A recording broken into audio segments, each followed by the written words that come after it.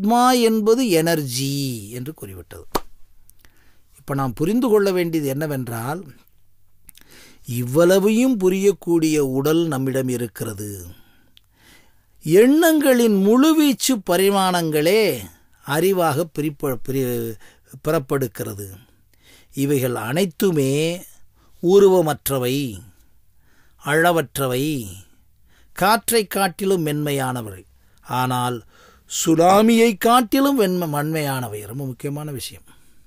இப்போ நான் சொன்னலை அறிவு வரைக்கும் முதல்ல சொல்லிட்டேன், நுண்ணறிவு வரைக்கும் சொல்லியாச்சு, மெய்யறிவு வரைக்கும் சொல்லியாச்சு. இதெல்லாம் நீங்கள் விஷுவலைஸ் பண்ண முடியாது, பார்க்க முடியாது, கேட்க முடியாது, பிடிச்சுப்பட முடியாது. அப்போ அது எவ்வளவு வன்மையானதுன்னு கேட்டால், நாம் எப்படி அதை மொழிபெயர்க்கிறோம் என்றால், சுனாமியை காட்டிலும், நம்மோடு போன சுனாமியை காட்டிலும், காற்றை காட்டிலும் மென்மையானது. அது என்ன ரெண்டு கான்ட்ரவர்ஷியலாக இருக்குன்னு நினைக்க சிந்திக்க வேணாம். ரெண்டு கான்ட்ரவர்சி கிடையாது. அறிவு என்பதே காற்றை காட்டிலும் மிக மென்மையானது. அதில் இருக்கக்கூடிய மைக்ரோ வேவ் சென்சிட்டிவிட்டி இன்னும் மென்மையான, இன்னும் மென்மையான, இன்னும் நுண்மையான ஒன்று தான் மெய்யறிவு. அந்த மெய்யறிவு சுனாமியை காட்டிலும் பவர்ஃபுல்லாக இருக்கும். எப்படி? அந்த மெய்யறிவின் மூலம் நீங்கள் ஒன்றை பார்க்கிறீர்களா, அறிவின் மூலம் பார்க்கிறீர்களா, வெறும் எண்ணத்தின் மூலம் பார்க்கிறீர்களா, வெறும் நுண்ணறிவின் மூலம் பார்க்கிறீர்களா? ஒன்றை பார்ப்பது இந்த இவ்வளவு கான்செப்ட் இருக்குது. அப்போ தான் சொல்லுவோம், அதை அறிவோடு செய்யலப்பாத யாருமே என்று சொல்லுவோம், நுண்ணறிவோடு செய்யவில்லை என்று சொல்லுவோம். அந்த விஷயத்தை இவ்வளோ பெரிய வெற்றி அடைந்திருக்கிற ஒரு விஷயம். உலகியல் வெற்றி என்பது உலகியலில் இருக்கக்கூடிய அத்தனையும் ஆக்கிரமித்து செய்யக்கூடிய வெற்றி. ஆமாம், ஒரு பாடல் இசைக்கப்படுகிறது.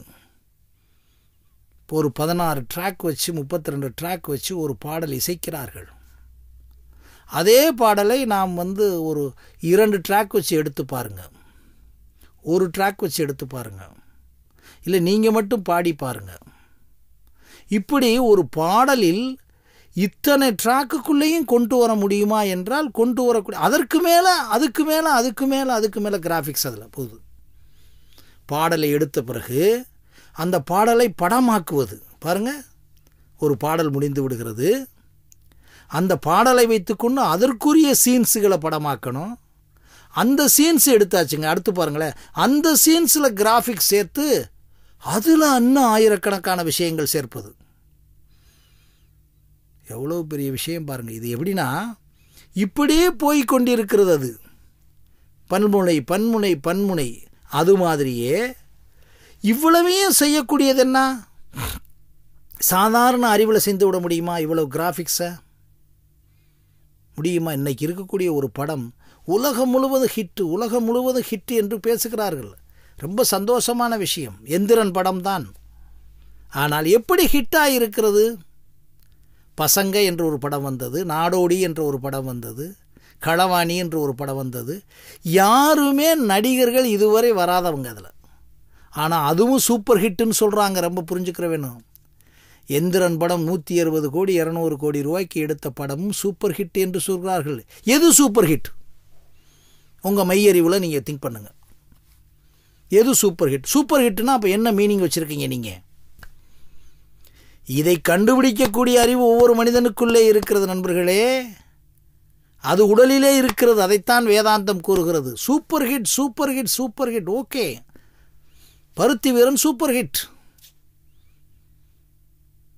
எத்தனை கோடிக்கு எடுத்தது? எவ்வளோ கிராஃபிக்ஸ் பண்ணது? இந்த மாதிரி உலகம் முழுவதும் பரப்பப்பட்டதா? இல்லை, சூப்பர் ஹிட். அப்புறம் இதில் என்ன சூப்பர் ஹிட்? பிரம்மாண்டம், ரைட்டு. அப்போ இதுதானே நிரந்தரம் அப்படி கேட்டால் இல்லை சார். எது நிரந்தரம்? திருக்குறள் 2 வரியில் இருக்குது, பைபிளில் 2 சில நீதிமொழிகள் 2 வரி. இது இப்போ அதை காட்டிலும் பைபிளில் இருக்கக்கூடிய வாசகம் ஓஸ்டா? இவர் சொல்லிட்டார் சார் 2 வரியை பஞ்சில் படத்தில். எது super hit? So super hit என்ற உண்மை ஒரு தனியாக இருக்கிறது. மனிதனே, நீ ஆக நீ சூப்பர் ஹிட் என்பதை உன்னுடைய உணர்ச்சியிலே, ஆசையிலே, பேராசையிலே, உன் சுகத்துக்காக, அவசர சுகத்துக்காக பேர் வைக்கொண்டிராய். பாலபிஷேகம் நடத்துகிறார்கள் நண்பர்களே, உலகம் முழுவதும் நடத்துகிறார்கள், சந்தேகமில்லை. பணத்தை வைத்து ஒரு கழுதைக்கு கூட நம்ம பாலாபிஷேகம் நடத்தி விடலாம். அதனால் கழுதை சூப்பர் ஹிட் ஆகிவிடுமா? நான் கோபமாக சொல்லவில்லை, உண்மையை பேசுகின்றேன். இது உலகம் முழுவதும் ஒழிக்கப் போகின்ற ஒரு விஷயம். இன்னைக்கு வந்திருக்க படத்தை பற்றி பேசிக்கொண்டிருக்கிறேன். உலகமெல்லாம் நான் எதையும் செய்வேன் என்று சிந்தித்தவர்களுக்கு நான் எதிர்ப்பாக பேசவில்லை. ஏற்கனவே இந்தியன் எக்ஸ்பிரஸில் இதை பேட்டி கொடுத்திருக்கிறேன். நான் செய்திக்காக சொல்லுகின்றேன். நான் இந்த இடத்தை ஏன் சொல்ல வரேன்னா, எது சூப்பர் ஹிட்? பசங்கள் சூப்பர் ஹிட்டா? நாடோடி சூப்பர் ஹிட்டா? எது சூப்பர் ஹிட்? இது சூப்பர் ஹிட்டா? இப்போ நீங்கள் பிரிங்க. ஓஹோ, சூப்பர் ஹிட் என்பது வேற. இதுவும் இவ்வளவு பிரமாண்டத்தை காமிட்டு நம்ம சூப்பர் ஹிட்னு சொல்லிக்கிட்டு இருக்கோம்.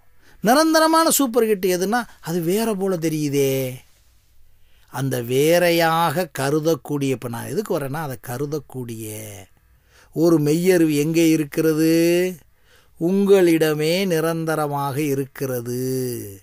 அந்த மெய்யறிவை தாங்கிய உடம்பு உங்களிடம் இருக்கிறது. அந்த உடலைத்தான் வேதாந்தம் கூறுகிறது. ரொம்ப முக்கியம். இவை அனைத்துமே உருவமற்றவை. ஆனால் இந்த எண்ணங்களை இருக்கிறதே சுனாமியை காட்டிலும் வன்மையானவை. அப்போ இதை நினச்சி பாருங்க. இப்போ நீங்கள் டிசைட் பண்ணுற தகுதி உங்களுக்கு இருக்கா இல்லையா? ஒரு தேர்தல் வருகிறது. நல்லவன் யார், கெட்டவன் யாருன்னு கேட்டால், உழவர் சந்தையில் இருக்கக்கூடிய ஒரு பெண் கூட, இவன் கெட்டவன் தான் சார், இருந்தாலும் ஓட்டு போட்டேன். ஏமா ஓட்டு போட்ட? சார் அது ஓட்டு போட்டுட்டேன். நல்லவனா? நல்லவன் இல்லை சார். அப்புறம் ஏமா ஓட்டு போட்ட? போட்டுட்டேன் சார். இதுக்கு ஏதாச்சும் மீனிங் இருக்கான்னு பாருங்களேன். பார்த்து விட்டார், உணர்ந்து விட்டார், தெரிந்து விட்டார், இவன் சரியில்லை என்று புரிந்து விட்டார். ஆனாலும் அவருக்குத்தான் வாக்கு போட்டேன், வாக்கு அளித்தேன் என்று கூறுகிறார். இப்போ அதை கண்டுபிடிக்கக்கூடிய ஒன்று உண்மையா, அல்லது ஓட்டு போட்டது உண்மையா, அல்லது ஓட்டு போட்டதாக, ஓட்டு வாங்கியதாக நான் வெற்றி பெற்று விட்டேன் என்பது உண்மையா, இல்லை கெட்டு போனவங்க, கெட்டவங்க, வேறு வழியே இல்லைன்னு நான் ஓட்டு போட்டனே அது உண்மையா? உண்மை என்பது நிரந்தரம். அந்த நிரந்தரமான விஷயங்களை கண்டுபிடிக்கக்கூடிய வன்மையான சுனாமியை போன்றது தான் நம்முடைய மெய்யறிவு. அந்த மெய்யறிவும் நம்முடைய உடம்போடு இருக்கிறது என்பதைத்தான் வேதாந்தம் கூறுகிறது. இப்பொழுது பிரித்து பாருங்கள். நான் மெய்யறிவோடு பேசுகிறேனா, மெய்யறிவோடு செய்கிறேனா, மெய்யறிவோடு நடக்கிறேனா? சார் நான் மாட்டிக்கிட்டேன் சார், நான் இந்த மாதிரி ஒரு சூழலில் இருக்கேன் சார், அதற்காக போய் சொன்னேன், சொல்லிக்கங்க, அது மெய்யறிவா? அப்பவும் சொல்கிறாரு, நான் சூழலில் மாட்டிக்கொண்டே அதனால் சொன்னேன். உங்களுடைய அப்போ தான் அவங்க கேட்குறாங்க, உங்கள் மனச்சாட்சிப்படி நீங்கள் அப்படி பேசலாமா? மனச்சாட்சிப்படி நான் பேசியிருக்கக்கூடாது சார். அப்புறம் ஏன் பேசுனீங்க? சார் வேறு வழி இல்லை சார், ஆக்சிடெண்ட் நடந்துருச்சு சார், பார்க்குறோம் சார்.